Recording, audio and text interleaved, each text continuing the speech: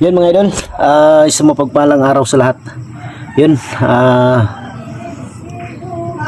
pasensya na talaga, ulitin ko sa inyo mga idol dahil hindi pa talaga ako nakaakyat ng bundok. Pero sa totoo lang mga idol, ayaw ko na sanang mag-explore dahil gusto ko munang pa-relax lang. At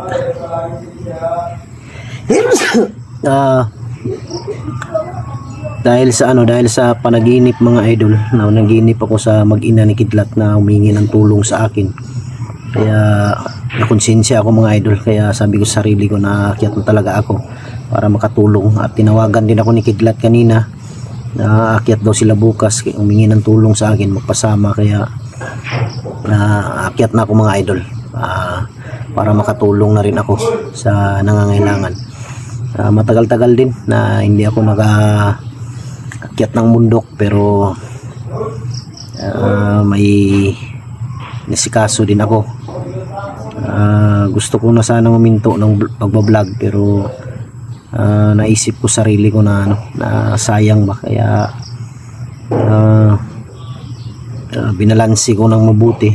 Humihinto ako, sayang yung simulan ko, sayang din mawala yung mga solid supporter ko. Kaya ako humihingi ng pasensya sa inyo na hindi pa ako nakaakyat. Mega love shoutouts sa inyong lahat mga idol, sa lahat ng mga solid supporters natin, sa lahat ng mga silent viewers, sa lahat ng mga OFW. Mega love shoutouts sa inyong lahat. Shoutout kay Mary Grace Giberson ng Chicago, Ate Bibs Bernas ng LA, Ate Mel, Ate MJ, Ate Takashi Mercy, Mami Sky, Mami Rosaliwan, Bindio Vlog, Jimmy Ramirez, Team Kuwait at Team Marlika. Mega love shoutout sa inyong lahat, at mga kapatid nating mga Muslim at kapwa Guardians Brotherhood Incorporated. Mega love shoutout sa inyo. Abangan nyo lang mga idol yung pagbalik ko ng bundok. Sure na talaga na aakyat ako ng bundok.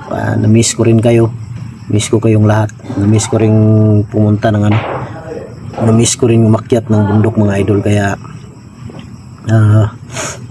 napag-isipan kong aakyat na talaga ako. Medyo okay na naman yung yung katawan ko. Hindi lang talaga ako na naginip sa mag-ina ni Kidlat. Hindi pa sana ako aakyat, pero dahil sa panaginip na yun, humingi ng tulong, umiiyak, pati yung bata na maliit. Kaya ako aakyat ang mga idol, para makatulong tayo. Kumusta kayong lahat mga idol? Matagal-tagal rin akong walang upload. Matagal-tagal rin akong hindi ninyo nakita sa bundok na nag-explore. Parang nakababa na yata sila Jinky at si William. May dala yata silang nakuha nila sa bundok. Pangalan nun, parang Kevin yata yun, yung na-rescue nila. Nagbigay sa kanilang mga informasyon. May sinabi sa kanila yung si Kevin, yung nahuli nila. Si Kevin yun, basta kung hindi ako nagkakamali. At yun nga, nag-usap din kami ni Kidlat na gusto niyang samahan ko siya sa pag-akyat nila bukas, dahil kailangan din nilang mahirapan daw sila. Kaya sabi ko sa kanila, sige, pagbibigyan ko yung yung kailangan ninyo, para matulungan ko kayo, dahil alam ko napakahirap, lalong-lalo na sitwasyon na mag-rescue mga idol. Mahirap talaga. Hindi ko lang alam kung aakyat sila Bertod, Tikboy at si Jinky at si William. Hindi ko alam kung aakyat sila agad. Basta ako sure na talaga ako mga idol, sure na akong aakyat ako. Kaya pasensya na kung nagsinungaling ako sa inyo nung nakaraan na aakyat ako pero hindi pala. Pasensya na talaga mga idol. Alam kong na-miss nyo rin ako, at siyempre lalong lalo na miss ko rin kayo mga idol. Kaya asahan nyo, dito lang ako ba lagi mga idol, dito lang ako lagi sa loob ng bahay, paikot-ikot lang, nagmamanman dahil hindi natin pwedeng magpiyansa ngayon, lalong lalo na sa panahon ngayon. Ang dami ng mga pangyayari na hindi natin inaasahan, kaya magdubli ingat tayo. And nandito ako sa nandito ako sa likod, dito sa likod mga idol. Yan, doon yung doon yung harap. Wag lang natin kunan masyado yung buong area. Yan. Yan mga idol, dyan sa harap.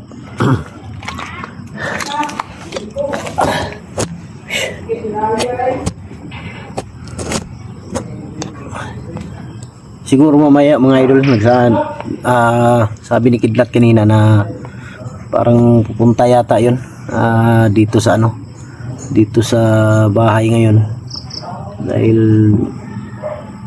makipag-usap siya sa akin. Kaya sabi ko sa kanya, sige, hintayin na lang kita dito para makapag-usap din tayo kung ano yung dapat natin gawin pag-akyat natin.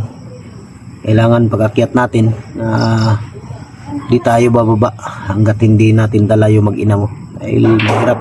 Kailangan makuha natin agad yun bago pa may mangyari sa kanilang masama. Kaya kailangan nating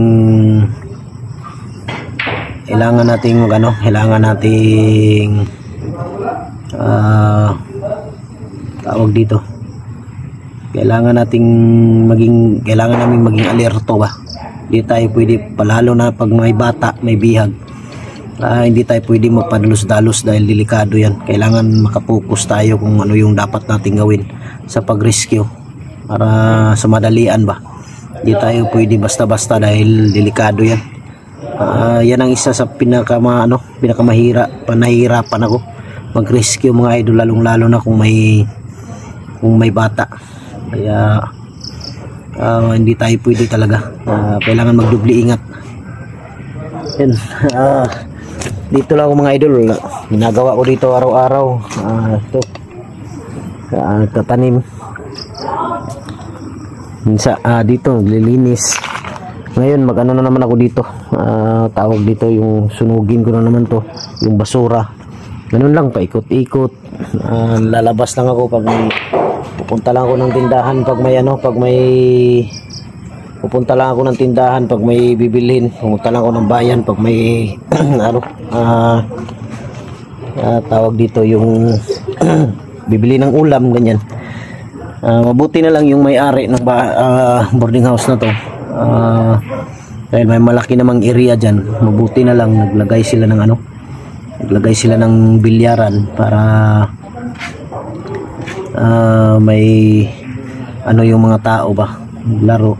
Kaya mabuti na lang yung ganun dahil maraming tao na nakatambay. Hindi tahimik. Kung may sakaling may bandido man na pupunta, maalanganin dahil maraming tao. Kaya yun mga idol, update lang to. Abangan nyo basta abangan nyo. Pangako ko na yan, hindi na yan mabibigo na babalik ako. Pangako ko yan sa inyo. Yun, maraming salamat nung una sa Panginoon at sa inyo mga idol, dahil lagi kayong nandyan. Hindi nyo ako iniwan. Alam ko wala na akong na-upload na video. Salamat pa rin ako dahil naghihintay pa rin kayo at lagi kayong nandyan nag-aabag. Yan, maraming salamat. Ulitin ko, God bless ating lahat. I love you all.